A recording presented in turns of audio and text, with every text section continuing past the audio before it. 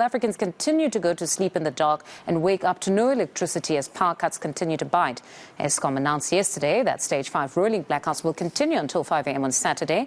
Meanwhile, residents across the country need to adjust and deal with the effects of being left in the dark. Our reporter Nqobile Madlala is out in Johannesburg today speaking to residents on how they continue to cope with the frequent blackouts. Nqobile, good morning yet again.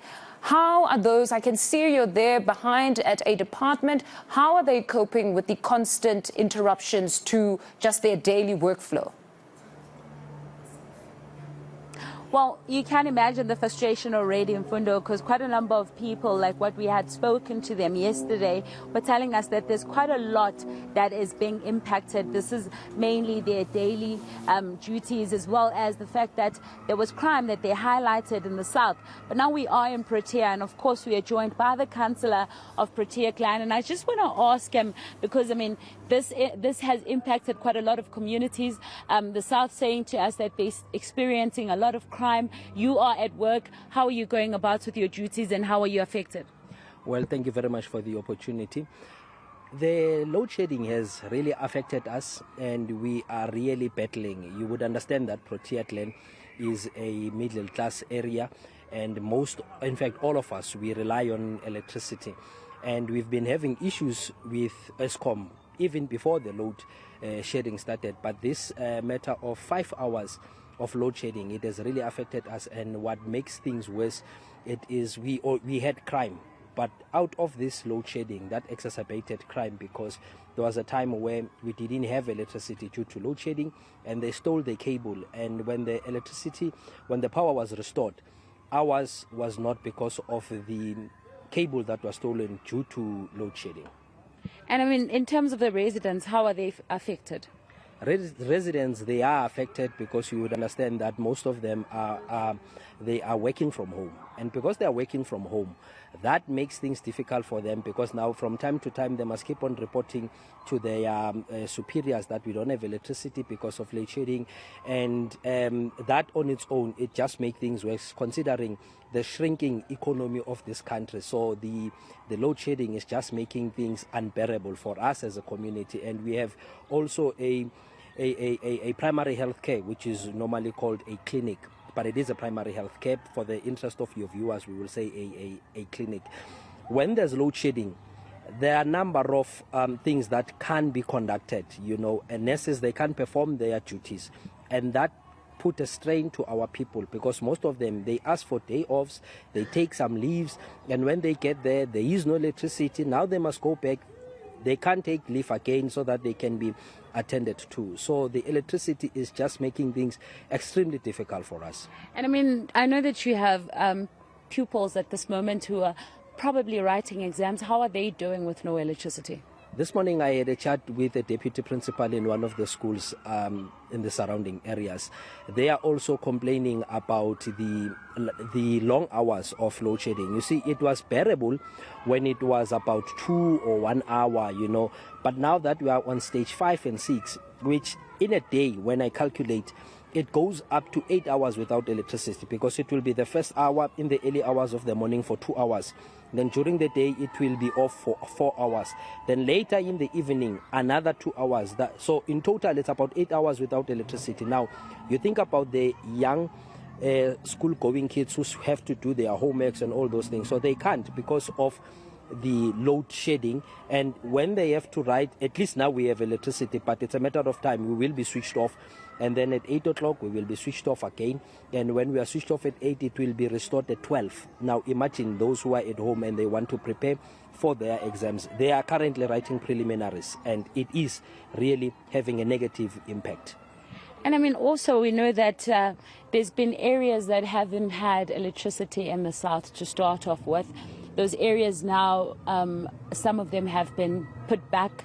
They now have electricity, but that electricity has been taken away because of load shedding. How are those communities doing? Have you spoken to them? I have spoken to them. In particular, in Protea, we have areas where there is no electricity. And the biggest problem that we have is that Eskom does not have manpower. And I must say, when you look at Protea Clan, we fall under Randfontein, which is under the leadership of Ms. Nokuthula Mdunga, and there's a gentleman who deals with the technical side, which is Phesi Khatebe. Those two, they've been really trying to make sure that they keep our people lights on. But unfortunately, they are failed by their own system, because their own system does not have enough capacity. We have also requested, as a community of Protea Clan, to say we want split meters, these new meter systems that they have, that will enable our people not to tamper with electricity. And people have already paid. There are people who have paid the fines that Eskom requested.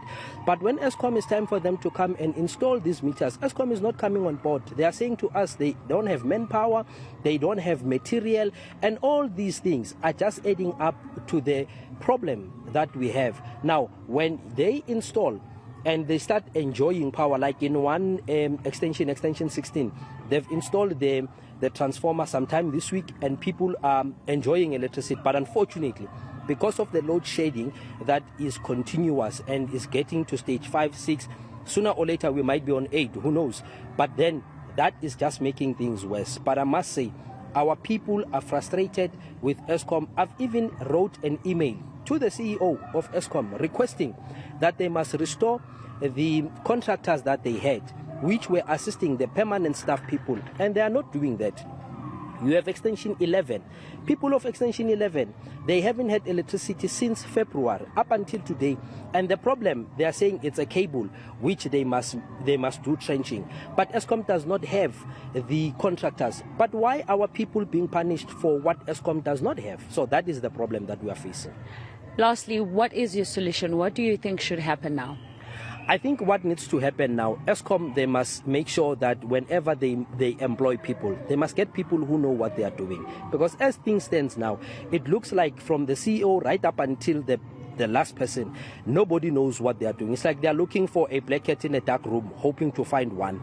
Now, with that, we are not going to be assisted. And everybody is complaining about the unemployment. But what exacerbates the unemployment, it is this load shedding that could have been prevented, and I still believe it can be prevented.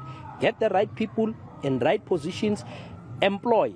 Eskom must start employing technicians. In Protea, for us, as I conclude, we are a growing area.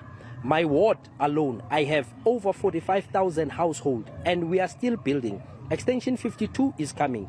Extension 45, they are starting to build Extension 45 in 2 weeks' time from now. And all of that, they are still expecting the same capacity which Phesi Khatebe has of a small team with Nokuthula to service all of us, and that is going to be impossible. So let Eskom employ so that the likes of Nokuthula, Phesi Khatebe, they can give us electricity without interruption. All right. Thank you very much for speaking to us. Mfundo, you can hear there from the councillor the frustration that it's not just the load shedding that you see now that is impacting this community, but it's also the issues along the lines of load reduction, as well as the fact that it's a growing community that still needs power. They're saying that Eskom must add capacity, which is very important to them because they are growing, but they're saying this, echoing really the sentiments of each and every individual in South Africa, there needs to be more done. No, most certainly needs to be more done, but urgently as well. Nqobile, we'll leave it there for now. Thank you very much for that update. That's reporter Nqobile Madlala.